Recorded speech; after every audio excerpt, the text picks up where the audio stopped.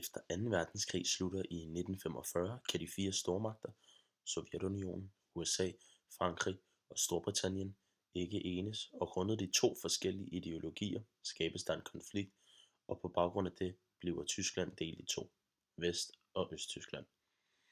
I 1949 bliver NATO oprettet.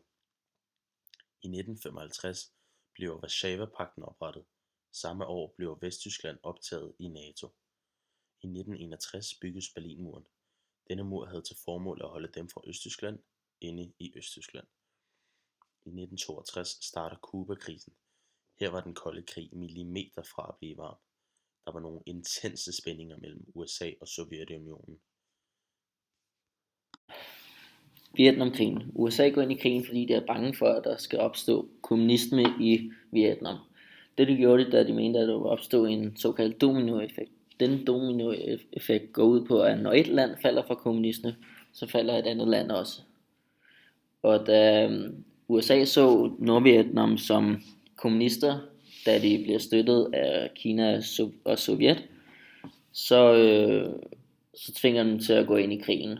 Men Nordvietnam er derimod nationalister og er under et diktatur.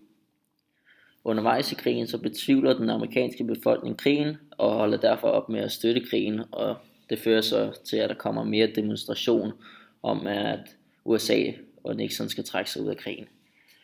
Nixon forsøger sig med nogle fredsaftaler med Nord- og Sydvietnam, men de her aftaler, dem indgår han kun for at blive genvalgt til det amerikanske præsidentvalg. Der kommer så splittelser mellem Kina og Sovjet, hvor Kina mener, at Sovjet ikke er rigtige kommunister, og det formår Nordvietnam så at udnytte i form af våben osv. I 1973, der trækker USA sig så ud af krigen, da de ikke ser flere muligheder, og i 1975, der slutter krigen så, da Saigon erobres, som i dag kaldes Ho Chi Minh City.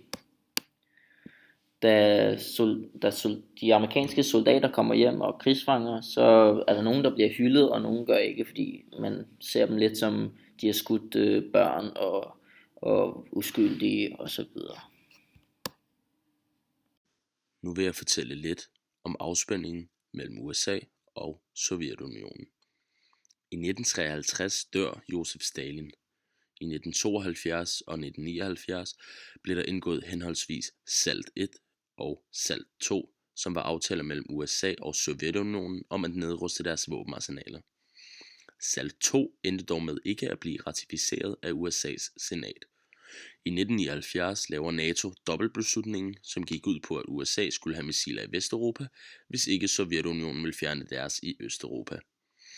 I 1983 lancerer Ronald Reagan The Strategic Defense Initiative, som gik ud på at placere våben i rummet. Ronald Reagan fordoblede også militærbudgettet og tog meget afstand fra den her afspænding. I 1985 kommer Gorbatjov til magten i Sovjetunionen, og han indså, at deres socialistiske samfund havde haft så slemme økonomiske konsekvenser, at Sovjetunionen umuligt kunne op på niveau med USA, og derfor kom der altså alligevel noget afspænding. I slutningen af 1991 erklærede flere af sovjetrepublikkerne sig selvstændige og indgik i stedet sammenslutningen af uafhængige stater. Dermed var Sovjetunionen reelt opløst. Så til vores kildekritiske analyse af vores første tv-krig. Kilden blev til i 1968, det vil sige, at den kom til samtidig med krigen, var på sit højdepunkt. Ja. Den amerikanske tv-producent CBS og studieværten Walter Cronkite er producenten af kilden. Walter Cronkite er et studie, det vil sige, at han er langt væk fra begivenhederne, mens rapporterne er, hvor selve begivenhederne sker.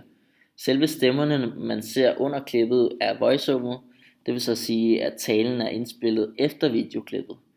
Derudover er CBS uafhængig af andre kilder, da de har deres egne rapporter på stedet. Tendensen i kilden er, at CBS prøver at få USA til at fremstå som de uskyldige i den her situation, i og med at kilden ikke belyser, hvad USA gør over for modparten, men derimod kun viser, hvor synd det er for de amerikanske soldater, og kun udstiller, at det er dem, der er blevet dræbt. Dermed prøver kilden at overbevise den amerikanske befolkning om, at man skal satse flere ressourcer i krigen. Det vil sige, at kilden forsvarer det, som Richard Nixon står inden for om krigen, at man skal opruste. Denne kilde er en primær kilde, da reporterne som sagt er til stede og fortæller ud fra deres egen oplevelse. Derfor skal man altså være lidt kritisk, da den jo er fortalt af nogen, og derfor kan have en skjult holdning eller tendens. Kilden er en beretning, der fortæller om Vietnamkrigen. Denne beretning fra CBS viser kun den ene side af krigen, mens den anden side slet ikke bliver belyst. Kilden kan beskrives som institutionel, da denne udsendelse kan være sendt på beordring af Richard Nixon, og dermed underbygge hans holdninger til krigen.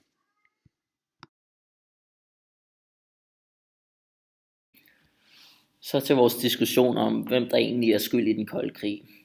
Thomas Bailey mener, at USA efter krigen forsøgte at indgå en aftale med Sovjetunionen, men at Sovjet derimod afslog tilbuddet for i stedet at prøve at få den kommunistiske ideologi bragt ud til resten af verden.